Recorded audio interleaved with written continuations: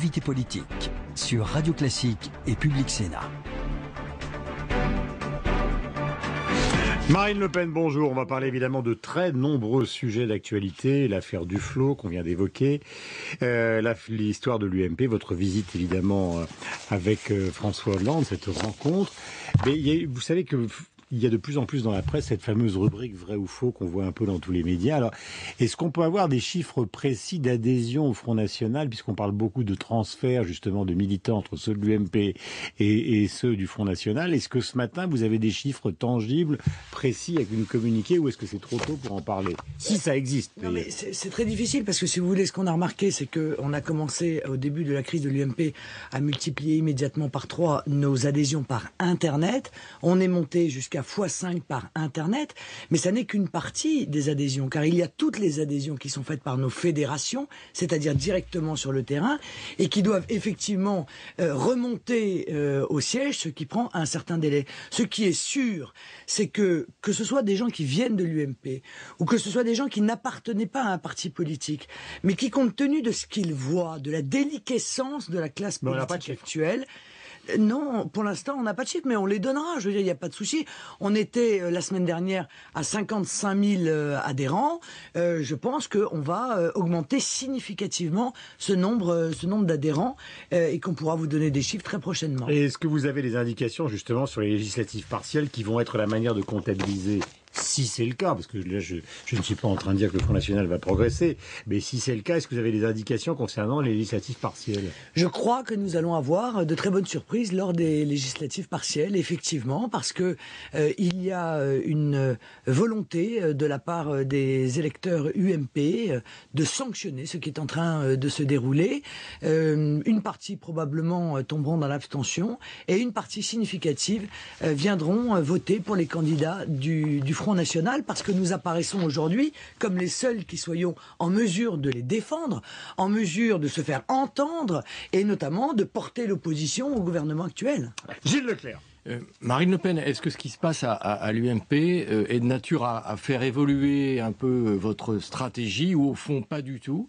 On a un peu l'impression que jusqu'à maintenant, vous étiez surtout dans une posture, je dirais, d'opposante et de protestation. Est-ce qu'aujourd'hui, vous vous dites, mais après tout, est-ce qu'on ne peut pas être en responsabilité, peut-être dans les mois, dans les années qui vont venir, ou est-ce que ça n'influe absolument pas ce que vous avez décidé? Non, mais d'abord, cela fait longtemps que je suis dans cet état d'esprit et j'ai œuvré depuis 10 ans aussi à transformer le Front National en parti de gouvernement, c'est-à-dire en parti susceptible demain de pouvoir effectivement accéder et exercer le pouvoir.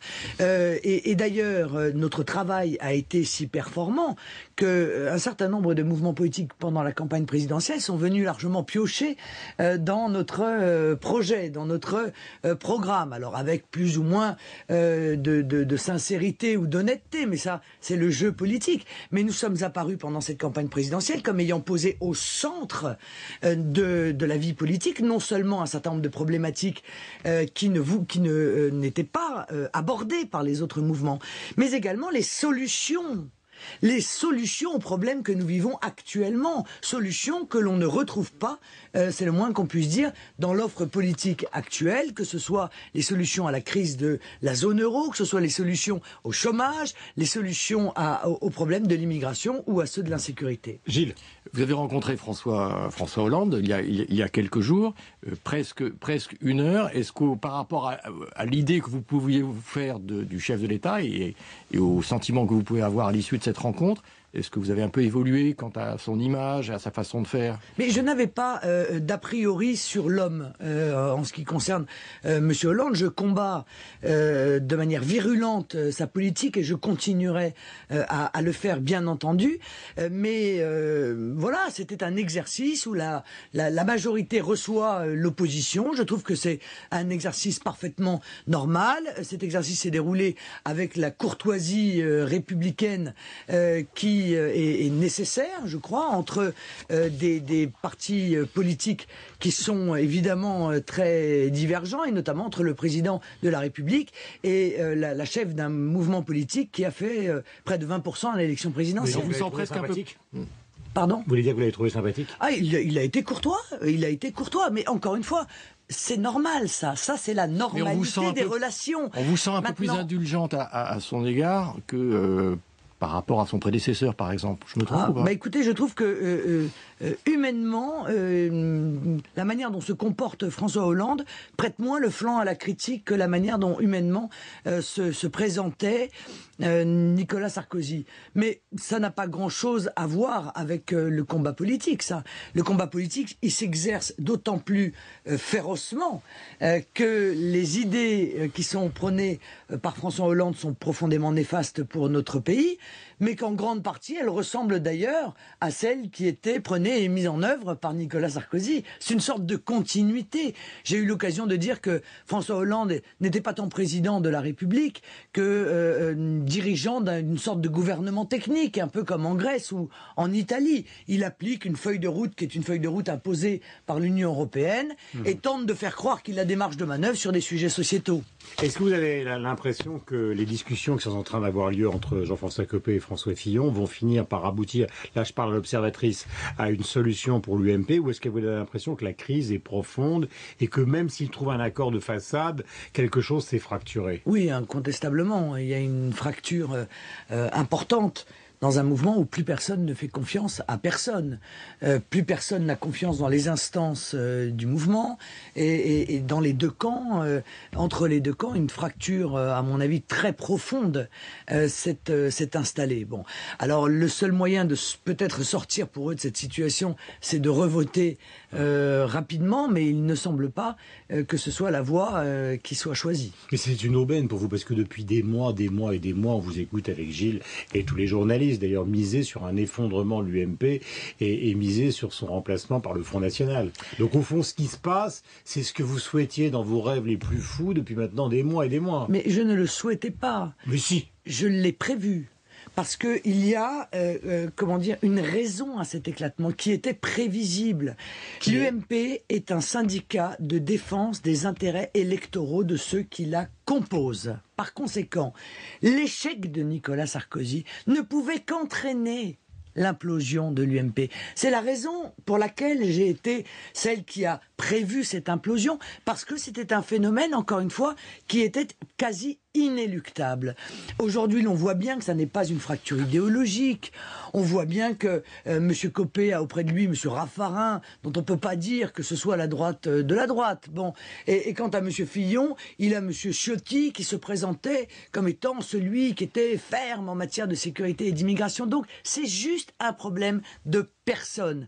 Le ciment que représentait Nicolas Sarkozy et surtout sa victoire vient d'exploser et je crois très sincèrement que l'UMP a énormément de soucis à se faire. Gilles Leclerc. Vous nous avez dit tout à l'heure que vous vous préparez à gouverner déjà depuis un certain nombre d'années, sauf que au sein des institutions de la Ve République, c'est rare qu'on puisse gouverner absolument tout seul.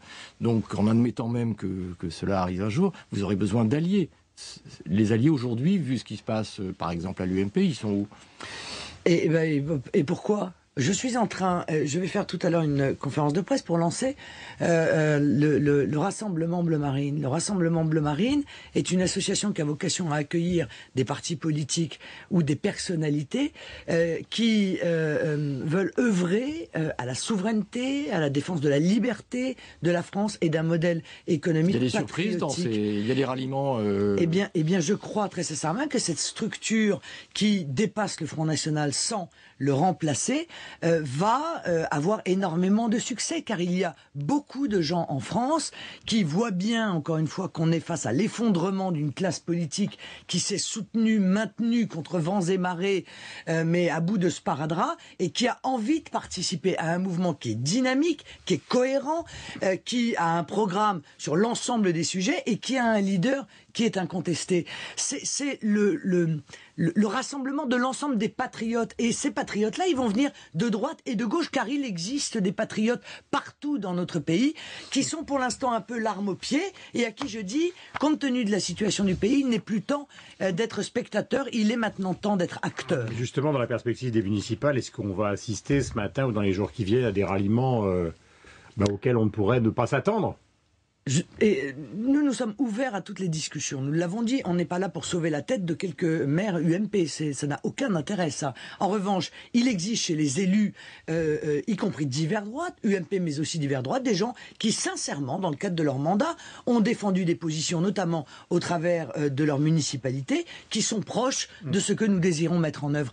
Eh bien, ceux-là, s'ils nous contactent, trouveront une oreille attentive à éventuellement des accords locaux, mais nous gardons la possibilité de décider, de choisir et de mesurer la sincérité de ceux qui nous le demandent. Et je l'ai déjà dit, par exemple, tous les députés maires qui ont voté le traité européen, ceux-là, c'est même pas la peine de venir taper à notre porte, parce que nous considérons qu'ils ont fait un acte de haute trahison en votant le traité européen. Donc nous ne ferons aucun accord avec eux. Il y a de plus en plus, une grande partie de la politique qui passe par les sujets de société. Et c'est vrai qu'on vous a senti, non pas en retrait, mais disons discrète sur l'affaire du mariage pour tous, avec des manifestations qui sont en train de se monter. L'UMP prévoit une grande manifestation donc à la rentrée, c'est-à-dire après Noël. Puis il y a une grande manifestation avant qui s'organise pour défendre, et qui n'est pas que d'ailleurs une manifestation politique, l'idée de ce mariage pour tous. Vous êtes discrète sur ce sujet, pourquoi?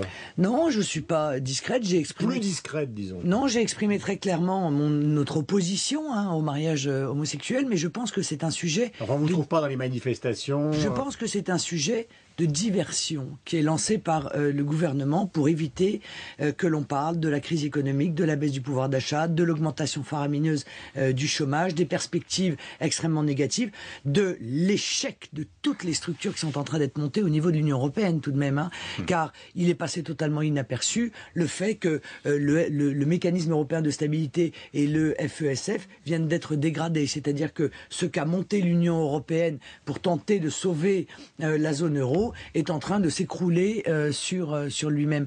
Voilà. Maintenant, si demain, il faut exprimer à nouveau une opposition et le faire de manière plus visible, nous serons là pour le faire. Ce que je ne comprends pas, monsieur Durand, et là où je pense que c'est un sujet de diversion et quelque part une sorte de bataille idéologique de la part du pouvoir, c'est que s'il y a un certain nombre de revendications de la part de couples homosexuels qui pourraient être entendues, eh bien, il suffisait d'envisager une amélioration éventuellement du Pacs.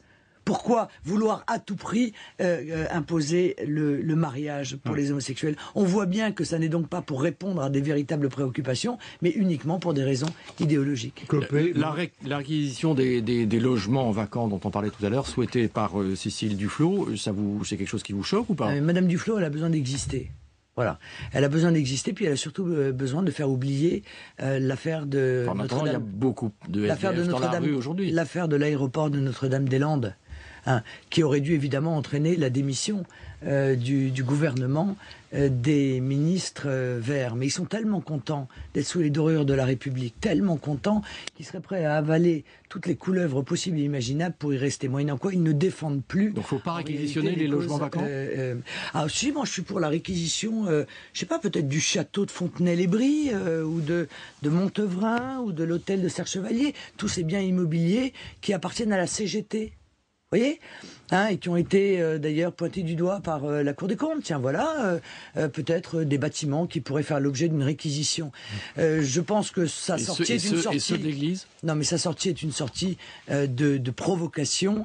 C'est bien d'envisager de trouver un logement pour les SDF. Ce qui serait mieux, c'est qu'il n'y ait plus de SDF. Et pour ça, il faut mener une politique économique qui soit radicalement différente de celle qui est menée par le gouvernement de M. Ayrault. Merci beaucoup Marine Le Pen d'être venue ce matin sur l'antenne de Radio Classique et Public Sénat. Bonne journée à vous Gilles, bonne journée. On se retrouve demain.